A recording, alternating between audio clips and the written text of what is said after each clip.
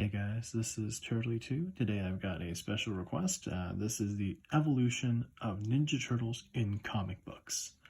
What I like to do is highlight some key design differences and also my thoughts on each of the different eras and a little bit of history for those who don't really know the various comic book series. First of all, let's start with issue 1. Volume 1, issue 1. The very first issue of Ninja Turtles. They all had red masks. And of course, they looked very turtley. Turtley too. They had these weird looking beaks and they look grim, gritty. Now, of course, the original volume 1, issue 1 is black and white, but I have this Colored Classics re-release. I like this design a lot, but I mean, I actually like what they did as the art evolved. So this is a later issue. This is called City at War.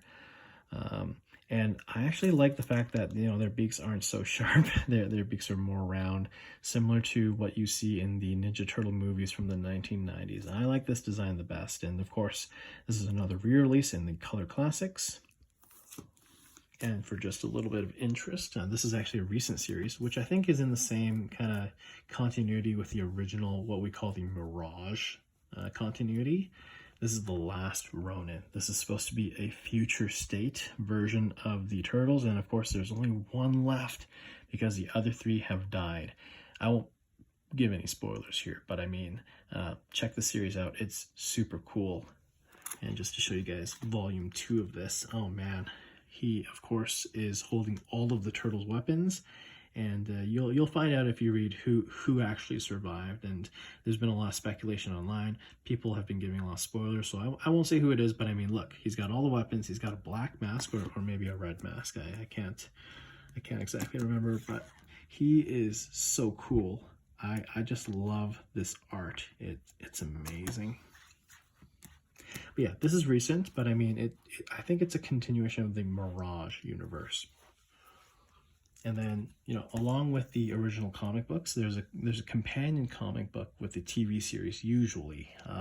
With the original 1987 cartoon, there was a series called Teenage Mutant Ninja Turtle Adventures, also referred to as the Archie comics, or the Archie Turtles. They basically follow the same design as the original TV series, you know, 4 different colored bandanas, but they're all basically look the same. This is Leonardo here, so you can kind of get an idea of what I'm referring to, but if you know the cartoon, you know what they look like. And this series actually focused a lot on environmentalism, and that's why there's probably an era and generation of kids that are so focused on protecting the environment, because the messages in this comic book. And also what you're seeing here is, this is issue number 76 and an ash can. So let me just explain what this is. Issue number 76 doesn't officially exist. This is a fan-made product, of course, trying to finish the arc called the Forever War and basically doing a 5-issue series to round out the conclusion. But what I can tell you about the ash can is an ash can is basically a no color, but all the ink print run of the comic book series just to get the copyright sort of in place. And this is what comic book companies used to do before they released, you know, the actual full colored comics. They would print an ash can and just copyright it to make sure that they couldn't get copied or basically to prevent copyright infringement.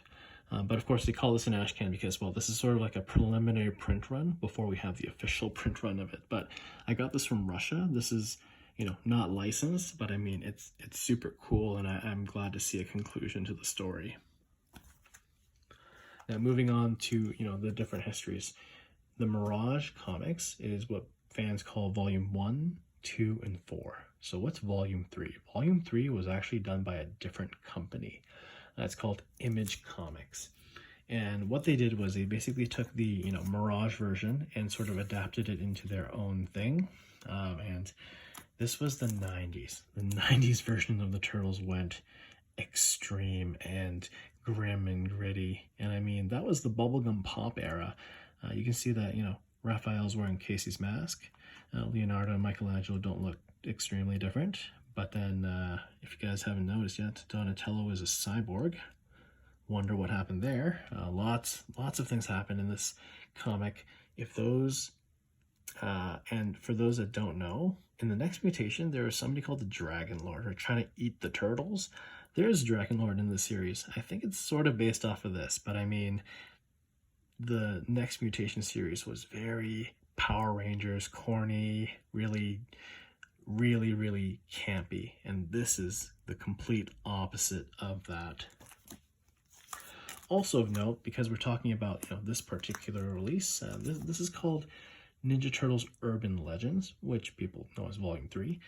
Because of this re-release, they actually completed the story. So issue 25 and 26 basically finalizes the story of this volume, and I'm kind of glad that they did finish it. I haven't actually read this. There's actually a fan version of 25 and 26.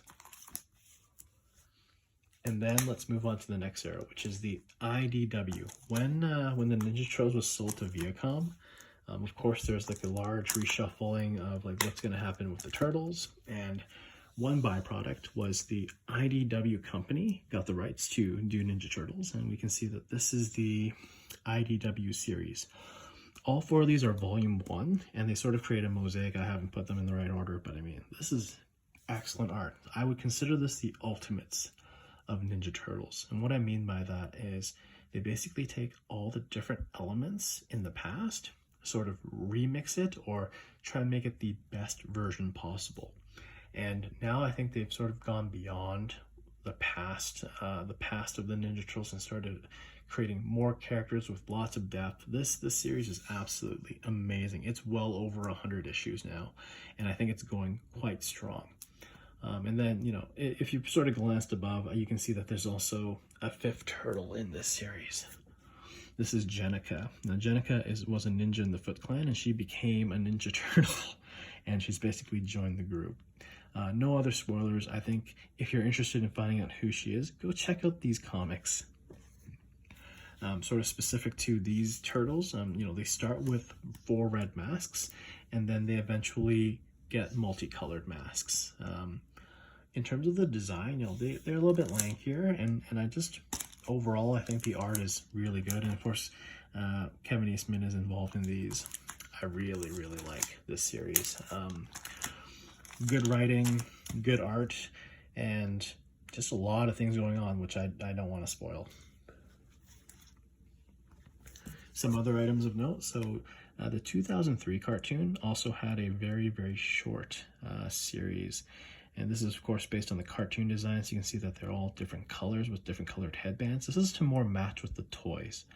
But Peter Laird, the co-creator of Ninja Turtles, was heavily involved with 4Kids. So if you guys remember who 4Kids is, it's the company that adapted a lot of anime for American audiences, and they cut a lot of it. They did a lot of censorship. Pokemon comes to mind. Yu-Gi-Oh comes to mind. But now they've lost all those licenses, and they're pretty much dead. But I mean, when Ninja Turtles came out, this was a true to the comics version on TV, with some elements of the original cartoon incorporated, because people know the cartoon better than the comics. What I could say is that the overall design is very similar to that the very initial design, similar to the movies. So I like to compare these two the most, because I like this design, and this is a very good representation of it, although each of the turtles are different colors, different shades of green, and they have different colored headbands. Moving on, I'll just talk briefly about the 2012 cartoon series. This was the CGI series, but they also did a 2D art version of them. Overall, I consider this sort of like a remix of the original cartoon, where again they've taken elements and they've sort of just done such a good job at creating maybe what I consider the best version of some of these characters. Like Leonardo is just, his arc of growth is great, and I don't want to go into too many spoilers, but I mean, Donatello has a gap between his teeth. That's a design of note. Michelangelo's kind of dumb. Raphael, he's a tough guy with a big heart. And this version of Splinter, okay, I gotta say, this version of Splinter is one of my favorites. He is tough as nails, and he is a good father and mentor to these turtles. Usually I find that Splinter is more reserved or kind of in the background, but this Splinter, man, this Splinter is boss. Okay, now we're going to talk about the elephant in the room, Rise of the TMNT. The series that got canceled after literally 2 seasons. This cartoon, of course, had its own comic book. I think there's 2 series. This one and just one other one, but I mean the designs are exactly the same. I don't mind that all the turtles are different species of turtles. You can see Raphael is way bigger than everybody else. You can see that Donatello, he's actually a soft shell turtle. That's why he wears this armor. Michelangelo is a box turtle, and Leonardo is the only one that is a red, what do you call them? A red-eared slider. Actually, they're supposed to be, so Ninja Turtles from all other eras are all red-eared sliders, but Leonardo in this one is the only one. You can see that they have magic, you know, this magic tonfa, the magic sword, the magic thingamabob, and then also, I think for Donatello, he doesn't have a magic stick, okay? He has a normal stick that he's made, and I think he has like I think his goggles are what have the magic thing. Anyhow, this series was very underrated. I think I actually like Raphael the most out of all these guys. He's like that. He's the big brother. He's the leader instead of Leonardo. And in general, I think the comic series was just okay. It didn't have a lot of story. It was basically made for kids. But I mean, I'm hoping that Rise somehow survives. There's still a Netflix movie to be made. We'll find out. But I mean, this is the wildest change that we've seen in the Turtles. Usually, I think the design has been kept fairly consistent between eras. You know, although art style differs, but usually the 4 Turtles are very consistent with each other. But yeah, this is just what happened. There are lots of spin-offs that I'd like to talk about and show you, but these were what I consider the main series. One more thing that I'd like to show you guys is, if you guys like Power Rangers, of course the Ninja Turtles crossed over with the Power Rangers, and this is freaking awesome. I really like the art on this. This is, of course, their own thing. This is the second time that the Ninja Turtles have crossed over with the Power Rangers. I want to see if I can find the panel where they transform. Oh man, sorry, spoilers. Oh, here we go. Oh, so each of the turtles get morphers, and they actually transform. Oh man, like look at these guys. And the Shredder goes Green Ranger. Oh man. So this is super different. Maybe I'll do a separate video on different crossovers, but I hope you enjoyed it, and you like me enjoy all Ninja Turtles in all forms. So I hope you guys enjoyed the video. Please like, comment, and subscribe. This is Turtley2 signing out.